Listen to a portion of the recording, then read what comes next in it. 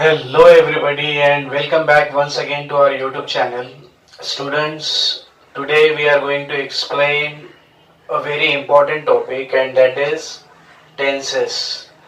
Tenses is considered as the foundation of English grammar because if your tenses are perfect, then it may help you in many other topics of grammar.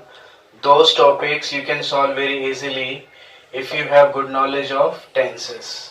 So let us start this topic. There are three major tenses. Which are they? Obviously present tense, past tense and future tense. Each tense has four subtypes.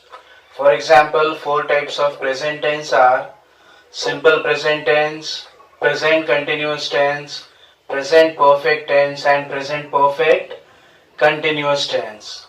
Four types of past tense are simple past, past continuous, past perfect and past perfect continuous.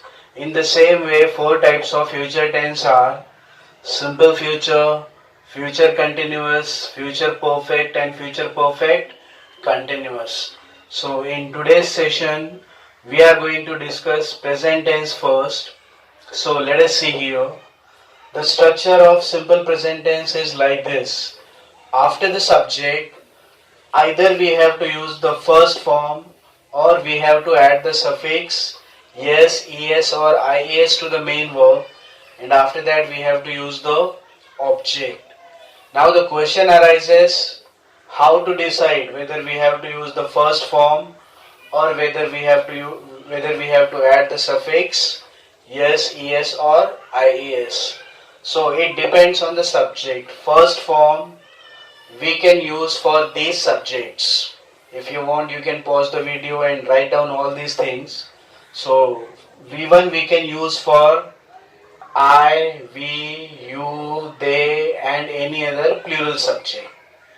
And yes, es or ies we have to add if the subject is he, she, it or any other singular subject.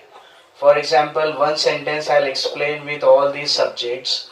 We can say I go to school, we go to school, you go to school, they go to school, boys go to school.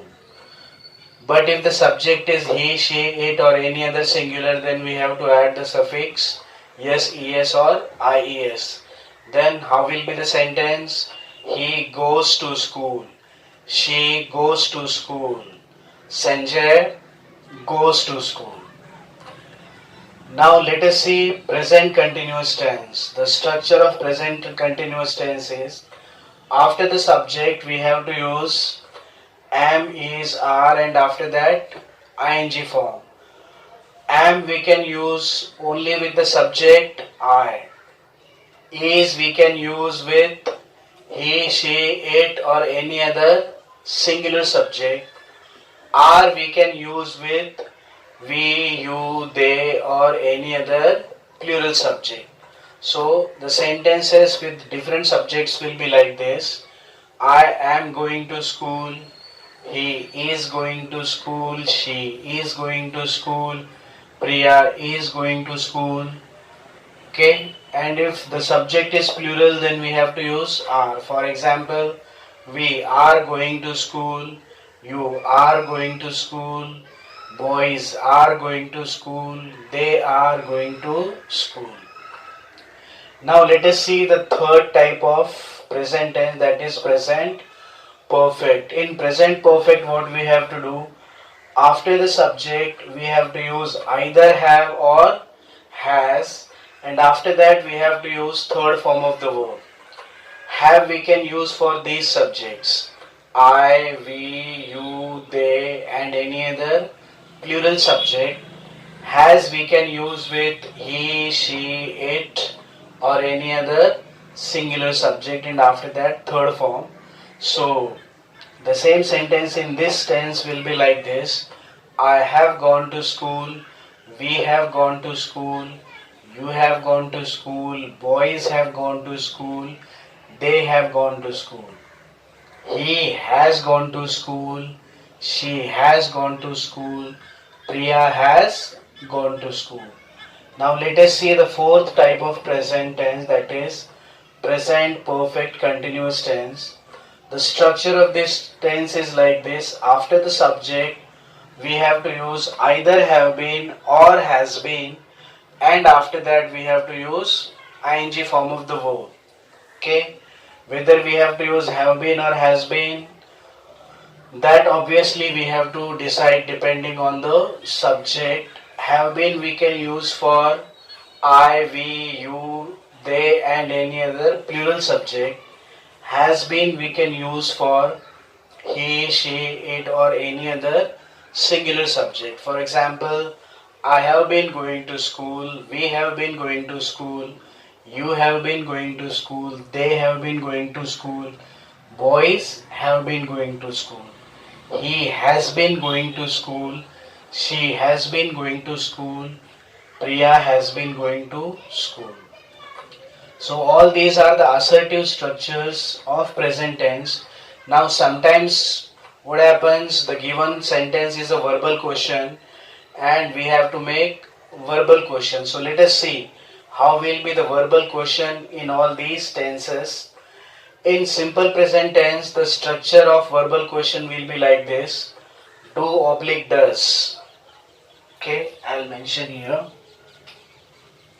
Present simple verbal question will be do oblique does plus subject plus V1 object and then question mark. Do we have to use for which subjects? I, we, you, they, and plural. Does we can use with he, she, it, or singular. After that, subject, first form, object, and then question mark. Present continuous. If present continuous is there and we have to make verbal question, then the structure will be out of am is are anyone we have to use first, then subject, then verb ing, object, and then question mark. Am we can use only with I. Is we can use with he, she, it, or any singular subject. Are we can use with we, you, they, and any plural subject. Present perfect. Out of have or has any one helping verb we have to use first.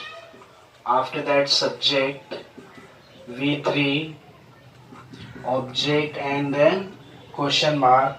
Have we can use with I, we, you, they, and plural subject. Has we can use with he, she, it, or singular subject.